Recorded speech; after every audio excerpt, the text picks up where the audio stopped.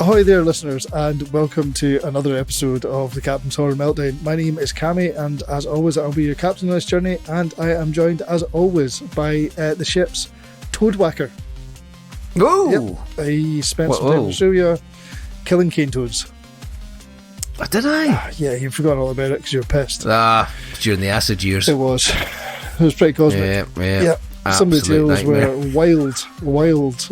But yeah, I'm joined by Jon, who is our... Well, I hope you can bring me up to speed with them, because I don't remember a thing about it. Well... Sounds good.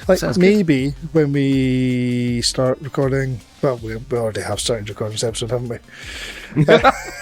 Maybe it'll all start coming flooding back when we start talking about the film. Yeah, maybe. Unlikely, but you can never tell. Yeah, totally. Anything you've been rocking your week this recently? I say recently. When I say this week, I mean it's like Tuesday. Not particularly. It's been You've been out for a lovely dinner by the looks of things. Oh God, it was a delicious dinner tonight. Actually, it was delicious with friends of the podcast. The Key. The Key. Yeah, the Key. It was Mitch to the civvies on the street. Yeah, totally. My new hot. Fancy restaurant that's opened up in Glasgow called Kapow. Quite tough to get to. It's wonderfully reasonably priced. Yeah, it was. It was not bad. It was not bad. Yeah, it was very good. Quite difficult to get a table at the minute. My good lady wife. Did you fight somebody? Or booked a table for us weeks ago and then wasn't able to make it tonight. So instead of cancelling, I took the Key instead.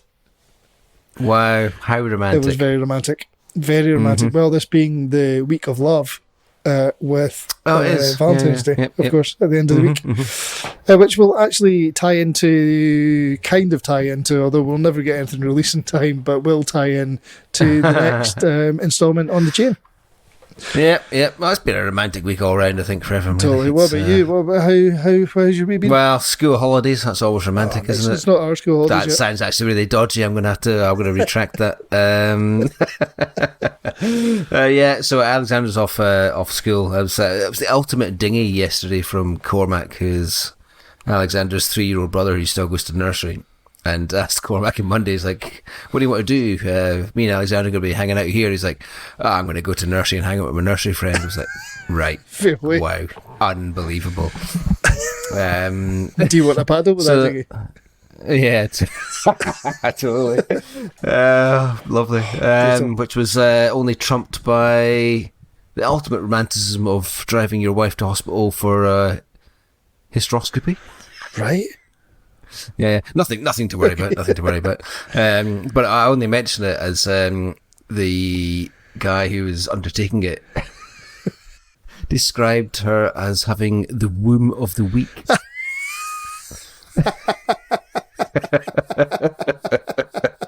Now, in fairness, it's Tuesday morning, so there's not can't be that much competition. But you take what you can get at this age in our lives, I think. And womb of the week, absolutely actually delightful. Quite relevant to this week's film as well.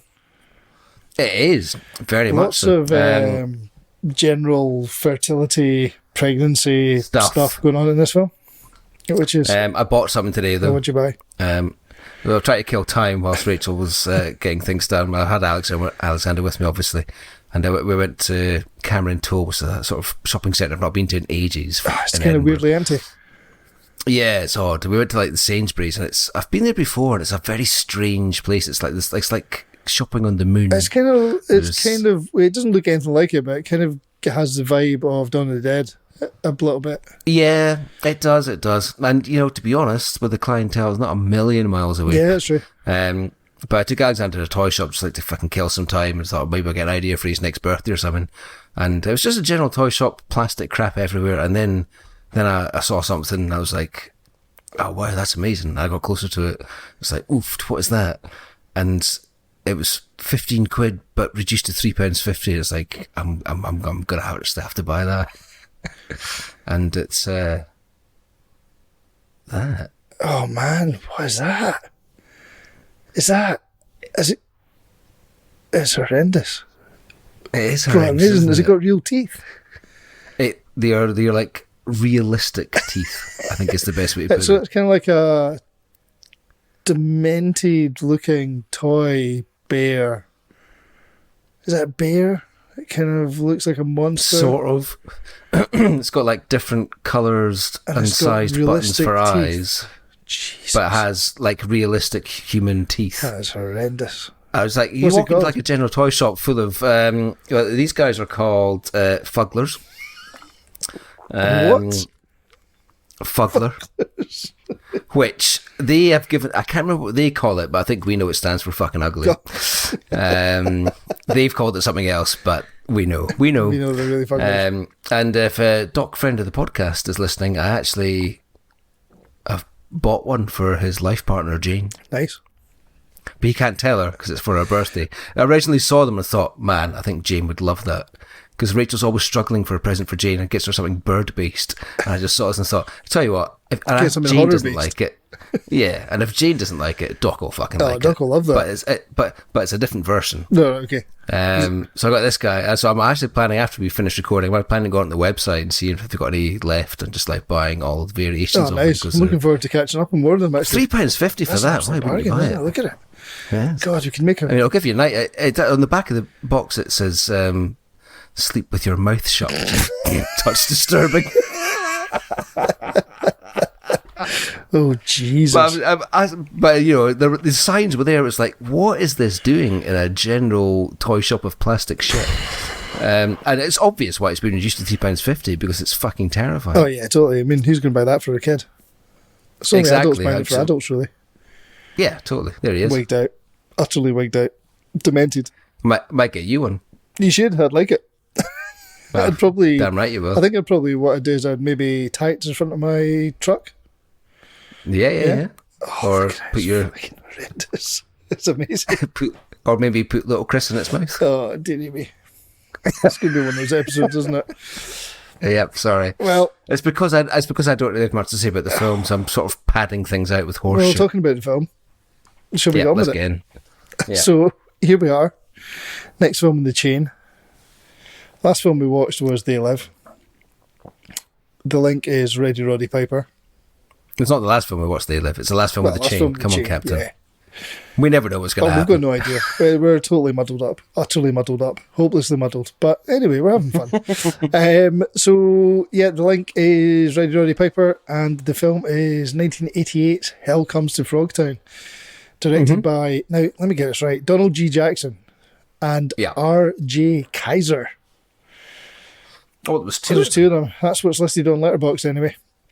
And I think it was from Kaiser's not got, one of the extras. Kaiser's not got a link. One of the directors was pulled from it when the budget got pumped up. So I think it started off with a $200,000 budget, and then the studio managed to crank it up to $1.5 million. Unbelievable. And then they shat it that they had an untested director, so they got someone else to come in and help. Yes. So I'm sure it's obviously made a huge difference. I'm going to go for... I'm interested. So I watched this yesterday. Took not one single note, but I have slept on it. And my views have changed somewhat overnight, but we'll see. So I'm going to go with the classic. Go with the Letterboxd here. There's quite a lot of chat here in Letterboxd. This is not a small synopsis, so I'm interested in what they're saying, because one thing about this film is there is not much plot. No. So here we go. Hell comes to Frogtown. Hell is the name of the hero of the story. He's a prisoner of the women who now run the USA after a nuclear/biological war. Results of the war are that mutants have evolved and the human race is in danger of extinction due to infertility. Hell is given the task of helping in the rescue of a group of fertile women from the harem of the mutant leader, resembling a frog. Hell cannot escape since he has a bomb attached to his private parts, which will detonate if he strays more than a few hundred yards from his guard. Jesus. I don't know if he's... I mean, yeah, you could just say it a bit more succinctly, really. It also neglects to say in that little story that Sam Hell, played by Roger Roddy Piper, is also... he's one of the only fertile men left. Yes, quite an that's the important kind part of, of the story that they completely missed out in that synopsis. that's the main crux of the whole story, really, isn't totally. it? Yeah. Fuck, oh man, you might have to find something else.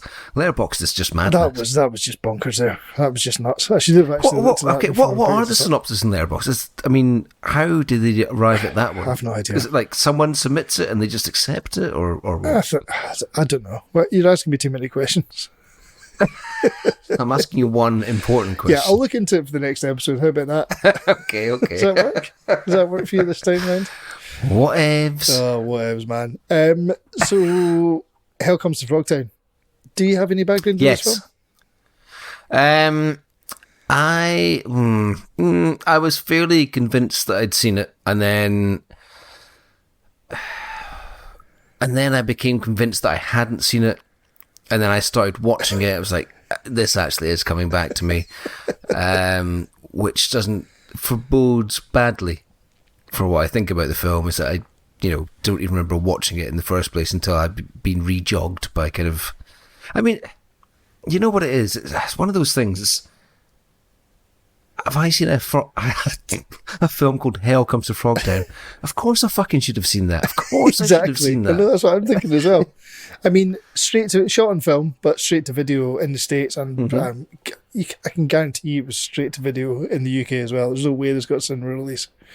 I'd be amazed. And I do remember seeing it kicking about the video stores, but I don't remember ever actually renting it.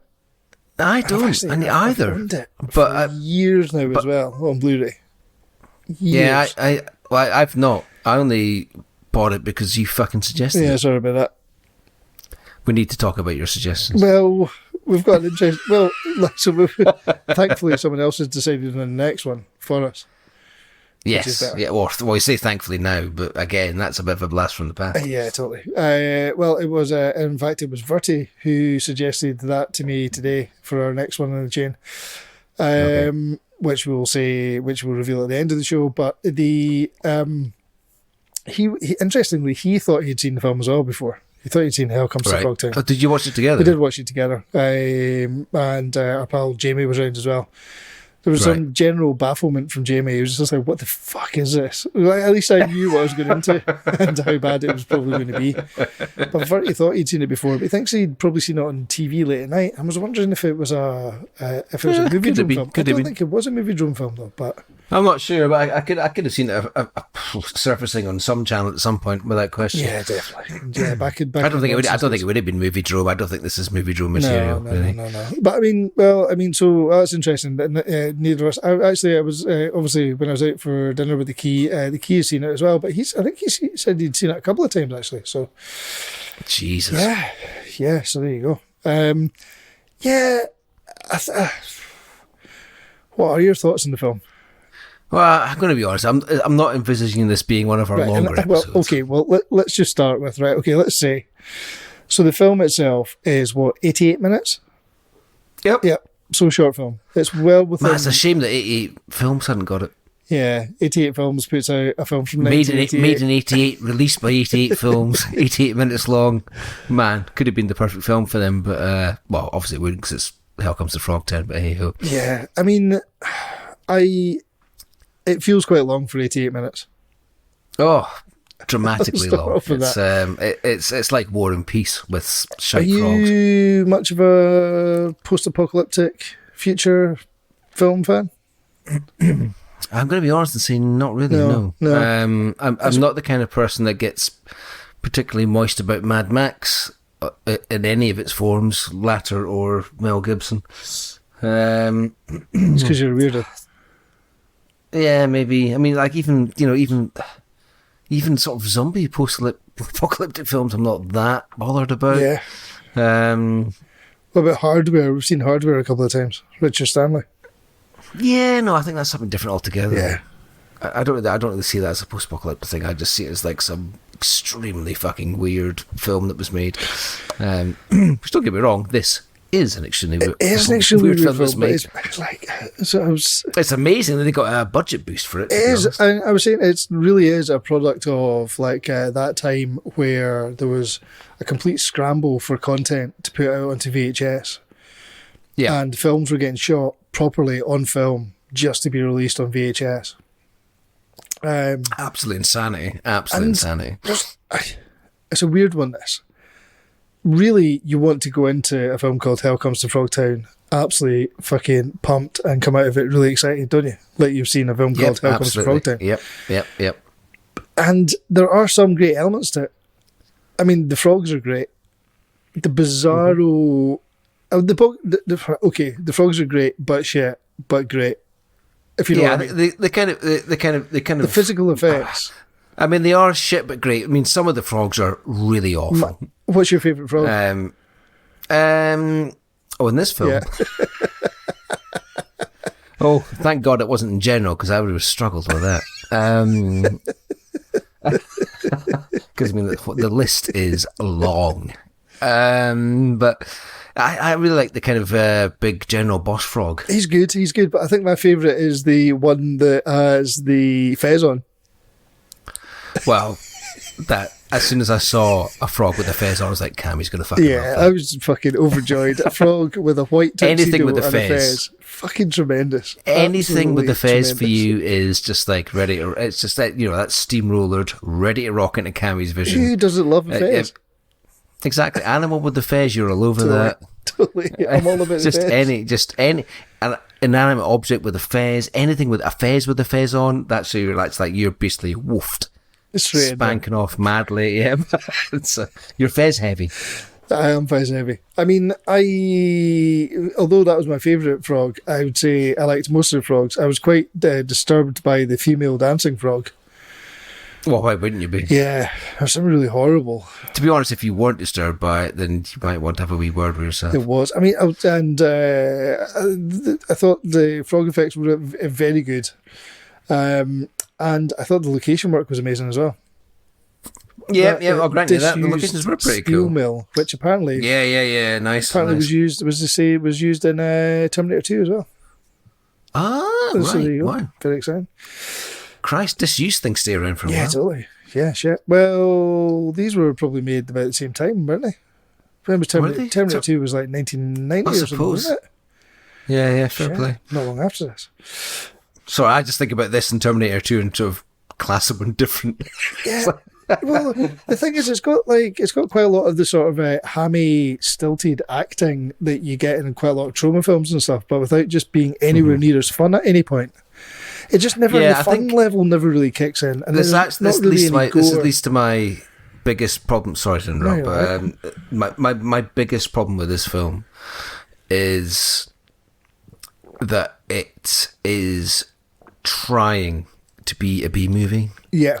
It's like outwardly, yeah, and I always, well, not always, but 90% of the time, I can't abide that. I just can't abide it. I like B films that understand their B movies and just roll with it. Yeah. But then there's this film is like pushing it. Yeah. It's like, this film is complete bollocks. Whoa, and we're having a great time with it. It's like, no, you're not. You're really not. Nothing's. I'm not having a great time with this film. I hate yeah. At best, it's kind of a silly action movie, but also its absolute worst, it's like a British sex comedy. Oh yeah, completely sexless sex comedy. If you're not familiar with British sex comedies, that is not a fucking compliment. It really is not. Jesus Christ, absolute torture. I mean, those whole sections at the start where the lassies are trying to have sex with them and stuff, it's just like, this is cringe-worthy horror really show bad, stuff, man. And I know it's played for laughs, but my God, it is not funny. No, not funny at all. No, I just don't. I think it possibly is one of those films that if you had watched it at the time when you were a kid, that you might have very fond memories of it now, but coming to it fresh now, there's really not much to recommend at all. No. Don't get me wrong, there's elements of fun of it, and as you say, like the frog effects are kind of crude but brilliant. The frog effects really work in the B movie vibe of it. Yeah. Not to say they're shit. I mean, they're actually pretty cool, especially for the time and the budget. And well, delving into extras later, the guy who made them was pretty fucking proud of them, and rightly so. Yeah, totally well. Special effects man also worked on He'd Just Come Off Predator. Yeah, wild. Just absolutely insane. It's like, insane. He was only 21. So you did Predator. Could you do these some shitty frogs for us? Not a problem, sir. Yeah, no problem at all, mate. Not a problem. No problem. Just made the Predator, for fuck's sake. I can do anything. But yeah, so I mean, that's my major problem with it. It is a B movie that is outwardly trying to be a B movie, and kind of failing because of it. Yeah, I mean, I will say I really liked the two female leads, the two women that are assigned to sort of taking him on this mission. But again, none of the actual mission makes any sense at all. Really, it just seems like gibberish. He's the most important man in the world, and they take him with them to find the fertile woman instead of protecting him. Yeah, they're like, what? Instead of just like getting the fertile woman and then bringing him back. Totally. Yeah, I suppose. Okay, hell comes to Frogtown. We're not going to leap to any kind of. That's a major plot hole. No, it does feel like they've come up with the title when they're pissed and decided to write a film around it. And that's what they ended up with. And I mean, the whole sort of finale is just absolutely bobbins as well. It's sadly bobbins. Yeah, I mean, I kind of feel loath to say this because, like, I think people do have a sort of soft spot for this film in their hearts, but I just don't get it at all. I just really don't see it. No, I can understand what people do. I think, you see it at the right time and place, maybe. I mean, I think we should mention that both of us weren't really looking forward to watching No, I would say that, yeah. Which is incredible, considering you fucking chose it. I know, but God, well, you were clutching at straws. It was such an easy link in the chain. It was an easy link, but I think we should treat ourselves better in the future. I think we should. Let's love ourselves a little bit more. Yeah, although we have been saying we need to get out of our comfort zone a little bit more and stop going for the classics. Yeah, well, I think this almost is a classic. Well, I suppose it is a classic, isn't it? I don't know what I'm talking about. Yeah. God. But maybe not for us. But I think it's a very well known title amongst genre fans. Yeah. I mean, what would you let's say if we're going to start breaking it down, we'll get to our little review sort of section of it. Like, what would you recommend for this film? What is there in this that you would recommend to anybody? In content, I mean, Jesus. I mean, I think the only way to watch this film is, even if you're a recovering alcoholic, is to get really fucking drunk. I'll just get a disclaimer out there that if you are a recovering alcoholic and you listen to the show, please don't have a drink while you're watching The Hell Comes to Frogtown. No, I'm sorry. That is a horribly flippant remark to say. I apologise. That's sorry. That's okay. You know what? I honestly can't think of what position you would be in. I mean, I think it's a group of people, and I'm sorry, booze probably will be involved. Oh yeah, booze will be involved. Maybe. If I sat down and watched, I think I had like a beer before I watched it, and then had maybe 2 beers whilst watching it, and it didn't help one fuck iota, to be honest. It was just nothing helped me at all. I mean, I got distracted really easily. Did you start? You start looking at your phone. I didn't because well, I did briefly, and then I remembered your thing. You were going to say, I'm going to stop watching film. When I watch films, I'm going to put my phone away. I was like, fuck, I'll try that. Yeah, it's the way to do it. And then I found myself just looking at my trousers, dreaming of your phone. Yeah, wishing my phone was in my hands. Imagining, and then I thought your phone. I heard a wee sound outside. Went out to investigate it for 35 minutes. There was nothing there. Came back in. Okay, that's an exaggeration, but looked at my Marillion signatures for a bit.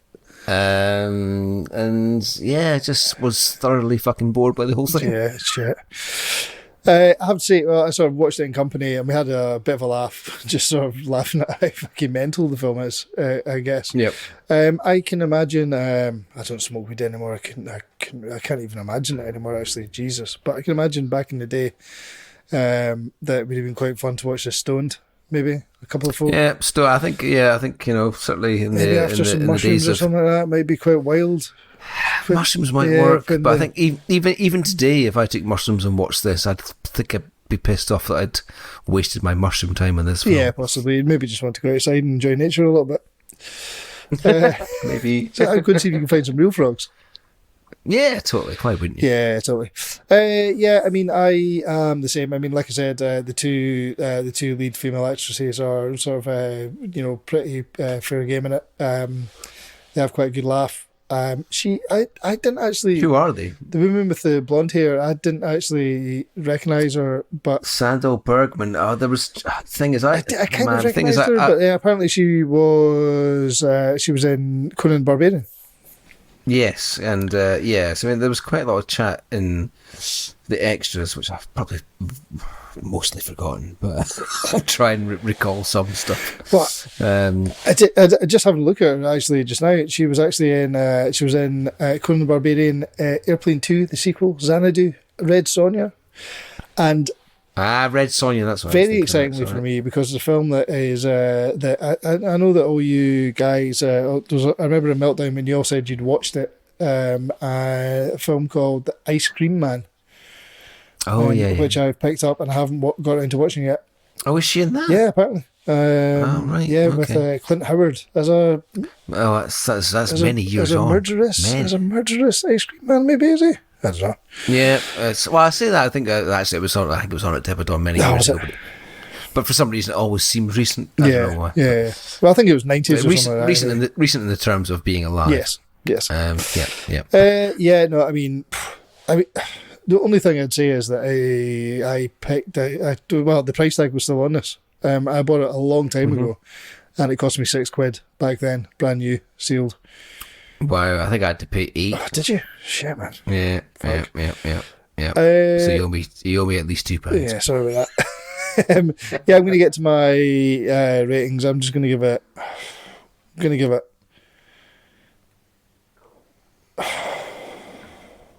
to give it one thumb down. Not employing a second thumb. I'll give it one thumb across as well. A thumb down and a thumb across. It's pretty low.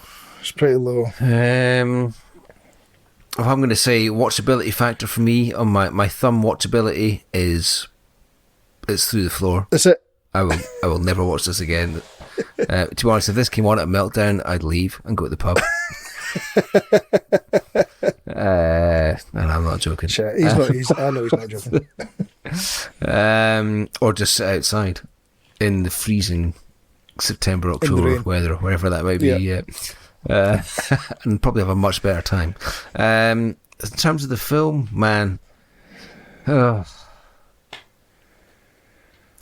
give it a thumb across. I mean, I don't like it, but I can't give it a thumb down. I mean, the effects works is quite fun.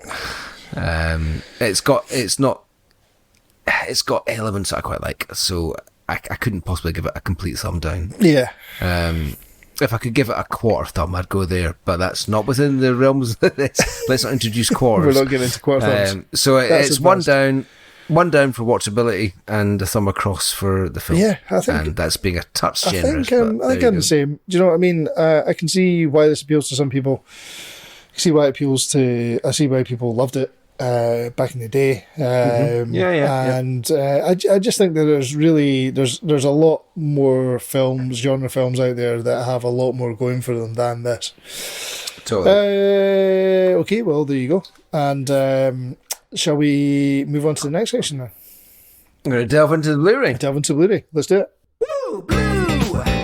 It's the Blu Ray reviews, yeah! Blue! It's the Blu Ray reviews, yeah!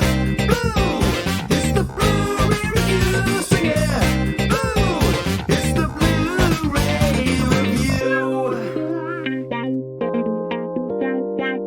review! I've got my Blu-ray sitting here in front of me. Right. Well, I think I went through... Okay, sorry, you introduced it. I did it. So, yeah, we were both watching the Arrow Blu-ray, which I think came out did actually come out quite a long time ago. It is quite old, yeah. Yeah, 2016 it says in the back from Arrow, so good 4 years old. Reversible sleeve. Actually, as always, I like this quite shonky drawing that it's got. It's quite. Someone pointed out last night. Remember watching it. It's got quite a video game-esque sleeve, like a sort of. Oh God! This reminds me actually. 8-bit video sleeve. Yeah, Rachel was having a bit of a kip upstairs after her encounter, and so I got Alexander down here. So he was playing a bit of Nintendo Switch and stuff, whilst I was doing a bit of some of the more horrendous parts of my work, like social media and stuff. But he started wandering around, as he likes to do. He can never really settle for that long. And this was this cover was just lying out, and I just turned around and he was like staring at like, what the fuck is this? And whenever he comes in, I'm very bad. I don't know about you, but I presume you're in the same thing. In that I never really think about hiding anything. I mean, I've got this room outside my house. Yeah, you're. So I never think about hiding anything odd from kids. And then they see it, and then you're like, oh and shit! Like, and there's like, they're like, oh, what is this? Like, I don't know. Can we go back to the beginning, please? Oh, let's get out of the office. Oh, right, surely he quite liked the look of it, didn't he?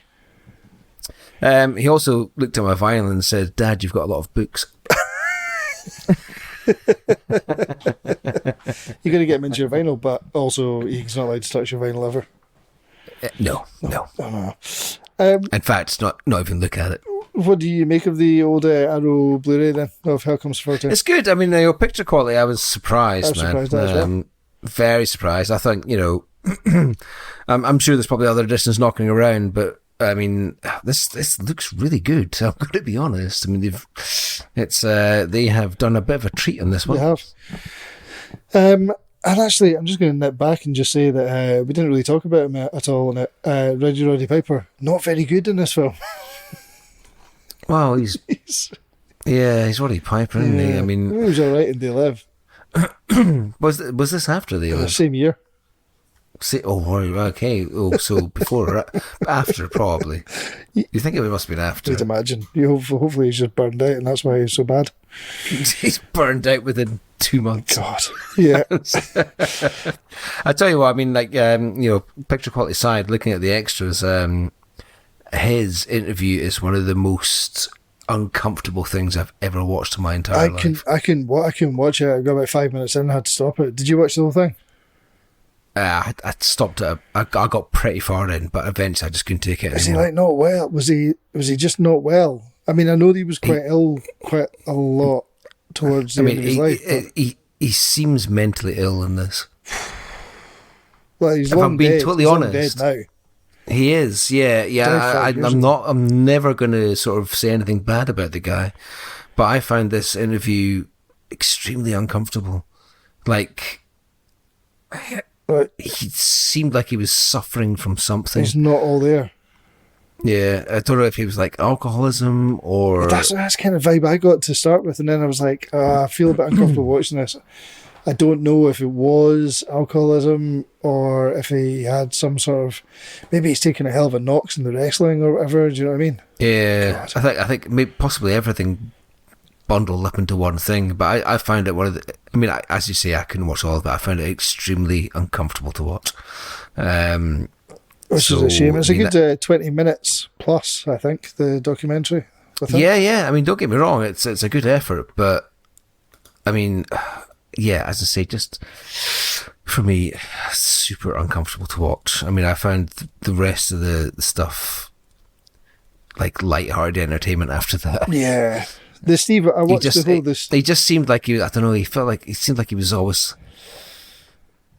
living in a world of being hard done by or something as well, and it was just, which might be true. I've no idea, but it's just a really uncomfortable watch. Broken man.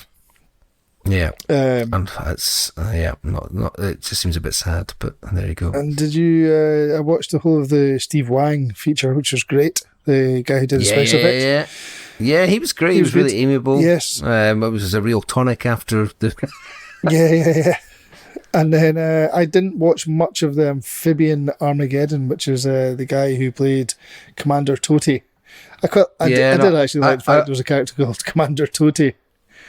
Like, I wonder if a friend of the podcast, Dave, has seen this film, because he's being Irish, he likes his spuds, and it was quite close to Commander Toti, or Toti Scone. Aye, Toti, Commander Toti.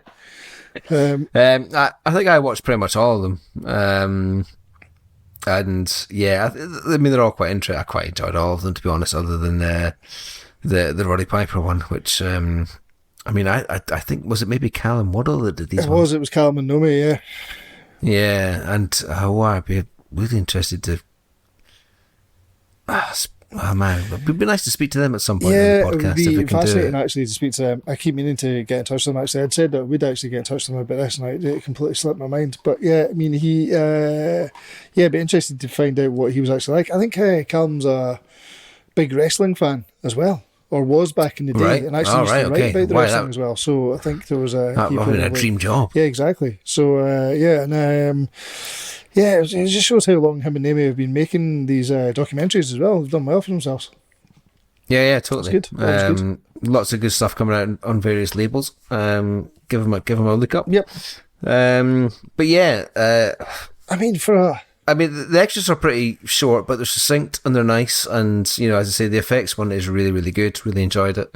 And the guy's super enthusiastic about what he did. And that's always nice to see. So I can't really argue with it at all. Yeah, totally. I mean, this did come out for any listeners over in the States. Vinegar Syndrome put it out in the States quite recently. Oh, right. Okay. And I don't know if their edition's got a very nice sleeve anyway, but I don't know what extras theirs has.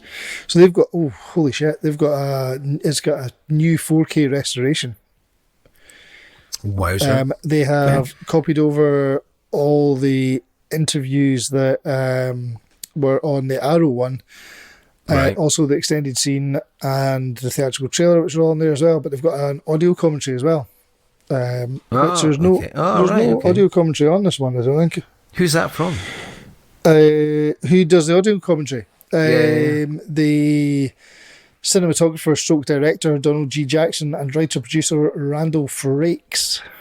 So it's got an extra documentary called Meaning Green, which is an interview with Randall Frakes as well. So yeah, that's interesting. It's also a different ratio from the UK version, which is 178 to 1, and over in the States it's 185 to 1. So a little bit more widescreen. But yeah, I've not actually done any delving into the... Well, it's always nice to squeeze a few more inches in. Yeah. I wouldn't know.